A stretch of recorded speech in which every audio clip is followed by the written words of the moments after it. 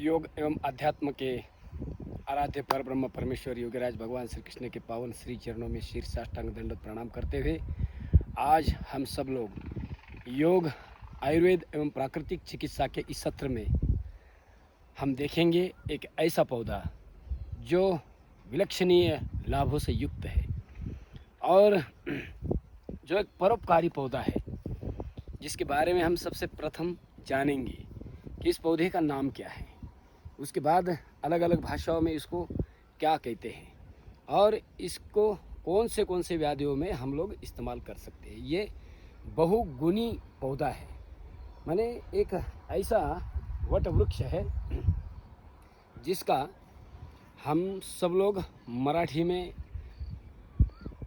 नाम जानते हैं कि भोकर, गोंधन, गोंधनी, और इसी का हिंदी में भी जो नाम है गुंदा, उसके बाद लसोड़ा और संस्कृत में इसको बहुआ, बहुआर, ऐसे इसके अलग अलग भाषाओं में अलग अलग नाम इस पौधे के हैं। तो ये हमने आपको बता दिया इस पौधे का अलग अलग भाषाओं में नाम। तो नाम के बाद में आइए जानते हैं इसका काम क्या है। इसका काम तो ये कि आप सोच भी नहीं सकते हो। मैंने ये इस धरती पर एक संजीवनी है। संजीवनी इसके लिए है कि विशेष मैं आज आपको माताओं के लिए इसका प्रयोग बताने जा रहा हूँ। माता और बहनों के लिए, समस्त मातृशक्तियों के लिए ये संजीवनी का काम करेगा। कैसा करेगा अब देखना। वैसे तो आयुर्विद्या यश बलम, आयुर्वेद में कहा जाता है कि ये आपको यश भी देगा, कीर्ति भी देगा, बल भी देगा। आयुर्विद्या यश बलम आयुर्वेद का बहुत बड़ा सूत्र है, इसका अर्थ बहुत बड़ा है। मगर मैं आज सब लोगों के माध्यम से ये संदेश देना चाहता हूँ कि ये एक ऐसा पौधा जो पूरे विश्व में अगर इसकी जानकारी ली जाए या फिर भारत में ही इसके बहुत गिने चुने पेड़ आपको मिलेंगे, ये इसका फल है। तो उसके ऊपर तो मैं बाद में बताऊंगा ही। तो आइए, मातृशक्ति के लिए एक ऐसा वरदान है, इसको हम जानते हैं। तो जिन माताओं को, बहनों को विशेष पित्तजन्य व्याधि जितनी भी है, पित्तजन्य व्याधि क्या क्या है, उसके ऊपर आज मैं संक्षिप्त में आपको सबसे प्रथम ये बताऊंगा कि जिन माताओं को श्वेत प्रदर की बीमारी है, श्वेत प्रदर या रक्त प्रदर या मासिक धर्म की जितनी भी अनियमितता है, उसके साथ साथ में रजो काल में आने वाली तमाम वो सारी समस्या है, रजो निवृत्ति के बाद में भी तमाम वो समस्याओं से माताओं को सामना करना पड़ता है। तो इसके लिए इसका क्या समाधान है, तो आइए जानते हैं इसका समाधान। इस पौधे के अगर हम ऐसे ये कोमल कोमल या फिर बड़े भी पत्ते आप ले सकते हो, ये ऐसे ये इन पत्तों को तोड़ करके आपको पानी में धो लेना है, बराबर। ये विशेष आयुर्वेद में इसके बारे में ये कहा जाता है, प्राकृतिक चिकित्सा में इसके बारे में ये कहा जाता है कि ये वात, पित्त और कफ, ये तीनों व्याधियों में काम करता है। बस इसका अलग अलग प्रयोग किया जाता है। इसके जड़ से लेकर के इसके फल तक, जड़ से लेकर के फल तक इसका पूरा प्रयोग आयुर्वेद में बताया गया है। तो ये जो पत्ते हैं, ये पत्ते मैं जो आपको दिखा रहा हूँ, ये पत्ते विशेष पित्त प्रकृति में और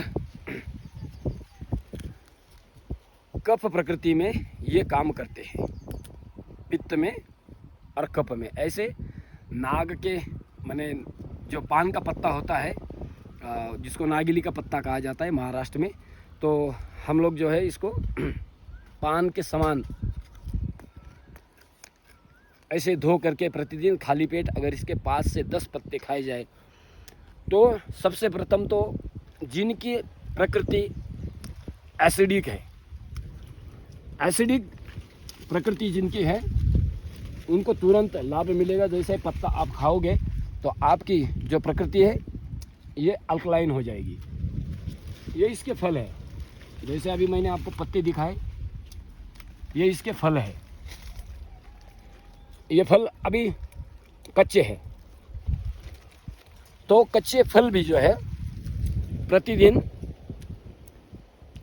5 से लेकर के 10 फल आप प्रतिदिन खा सकते हो। जिन माताओं को बहुत ज़्यादा वाइट डिस्चार्ज की समस्या है, श्वेत प्रदर बहुत ज़्यादा है, रक्त प्रदर बहुत ज़्यादा है, पीसीओडी की समस्या है, पीसीओएस की समस्या है, या फिर रजो काल में जो पीड़ाएं होती है, दर्द होता है, बहुत वेदनाएं होती है, और फिर किसी किसी को बहुत ज़्यादा ब्लड का फ्लो रुकता ही नहीं।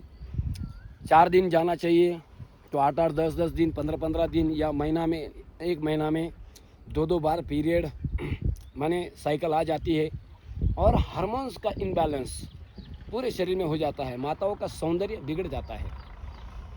तो ये जो आप देख रहे हैं जिस वट वृक्ष को, ये बड़ा वृक्ष होता है।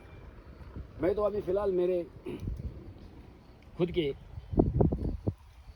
खेती में हूँ, और मैं पूर्वजों को मेरे धन्यवाद देना चाहता हूँ, मेरे दादा हो, मेरे पिता हो, मेरे चाचा हो, सभी को, क्योंकि जिन्होंने इसको संरक्षित करके रखा है। ये 150 से 200 साल इसकी लाइफ है, बहुत दिन तक ये पेड़ रहता है। इसके फलों का भी आप, कच्चे फलों का भी ऐसा तोड़ के सेवन कर सकते हो। ये जो फल दिख रहे हैं आपको, कुछ दिन के बाद में पक जाएंगे, तो ये ऐसे तोड़ के, ये इसके अंदर ये ऐसा एक चिपचिका ये द्रव निकलता है, और यही बहुत बड़ा दवा है, बहुत बड़ी संजीवनी है। ये चिपचिपा जो द्रव है,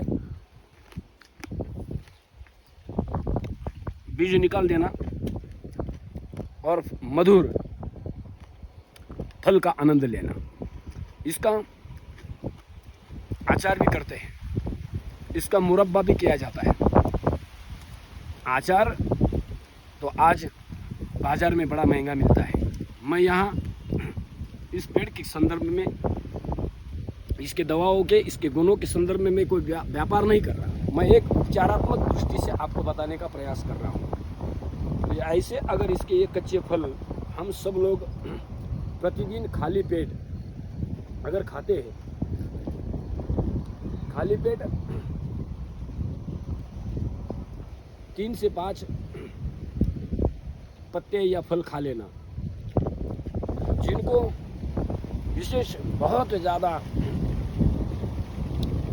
ये श्वेत प्रदर और रक्त प्रदर की बीमारी है, तो दिन में आप 2 बार भी इसका सेवन कर सकते हो। इसके अनेक गुण हैं, मैं कौन से गुण के ऊपर आपसे बात करूं। बस इतना कहना चाहता हूं कि ये वात में भी काम करता है, ये पित्त में भी काम करता है, ये कफ में भी काम करता है, बस अलग अलग उसकी विधा है। जैसे कि मैं आज आपको पत्ते के बारे में बताया, आप डायरेक्टली पत्ता चबा चबा के खा सकते हो। फल के बारे में मैंने आपको बताया, तो ये आप किसी भी परिस्थितियों में खा सकते हो। वात में, पित्त में, कफ में ये उतना कारगर काम करेगा जितना आपकी आजकल की मॉडर्न मेडिकल साइंस ने जितनी भी दवाइयाँ बनाई है उससे कहीं गुना ज़्यादा। और खाली सिम्टोमेटिक ट्रीटमेंट नहीं करेगा, ये सिस्टमेटिक ट्रीटमेंट करेगा, क्योंकि इसके पत्तों के अंदर, फलों के अंदर वो तत्व छुपा हुआ है जो आयुर्वेद में कहा जाता है कि समदोषा, समाग्निश्य, समधातु, मलक क्रिया। शरीर के तीनों दोष, 13 प्रकार की अग्नि और 7 प्रकार के जो हमारे सप्त धातु है, इनको ये धष्ट पुष्ट करने का काम करता है।